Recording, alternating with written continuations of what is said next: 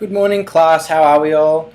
I'm sure you remember last year in year 2 we worked a little bit about the circle of life.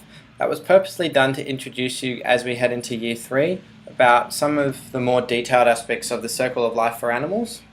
Obviously, we've gone over this chart in the last year. It's the same concept. The sun is obviously the purpose of life, but what we're actually going to start with is the actual project itself.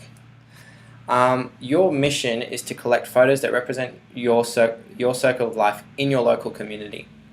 You're allowed to use a tablet for photos, iPhone for photos, any sort of those resources that you would like to use, and we're actually going to walk around Narrabeen Lakes. The rules are that you have to work with one peer in this project so that you can collaborate on your ideas together. When we're out, if an educator can't see you during the outdoor component, there is a problem. Why? Why, you ask? It's because obviously we don't want anything to happen to you when it comes to your safety. At the end of the project, you will design a collage with your peer that represents the animal kingdom's circle of life. However, once you've done that, you need to research on your tablet one thing that can affect this circle of life in a negative way to add to your collage. The reason for this is because obviously if we, for example, damage the circle of life for animals in the kingdom in some way, it affects us as humans, it affects other animals, and this is some of the things that we're going to research in further detail. Present your findings finally to the class and compare your experience to yourself and self-assess what this experience was like for you. Going back to the basics, obviously the sun is pretty much the only reason why we're alive right now. Obviously water and stuff like that factor into everything, but however the sun really brings life to everything that we have today.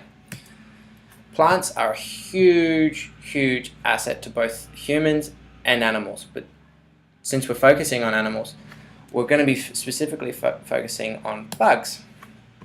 Currently, there are 10 quintillion alive of bugs. Currently there are 7 billion people on Earth. In other words, for every human there is just 1.5 billion bugs just for them, if obviously you needed that many bugs in your house. But bugs are a huge component to the animal kingdom and a huge component to why we're alive today. They get rid of a lot of annoying pests for us as humans, but more importantly, they feed a lot of our small animals such as frogs. So in this photo we can obviously see a frog consuming a tiny little cricket.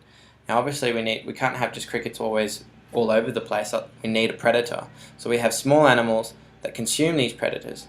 But the thing is that we need larger animals to consume the smaller animals. For example, up in Queensland we have many cane toads that actually are a huge pest for the crop that we have.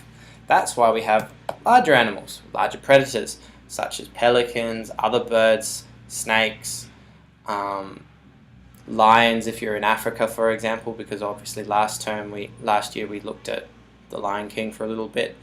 So every animal plays a huge role for obviously keeping the ecosystem going. So again, if we reflect back on our project, think about everything that we just learned now and how all of these animals play a vital role in keeping our ecosystem safe and obviously the circle of life safe. Now, when you're thinking of your negative effect, think about what would happen if one of those animals went missing. Anyway guys, thank you for your time. Here are a few of the references if you need anything from what we've learned today. Thanks again.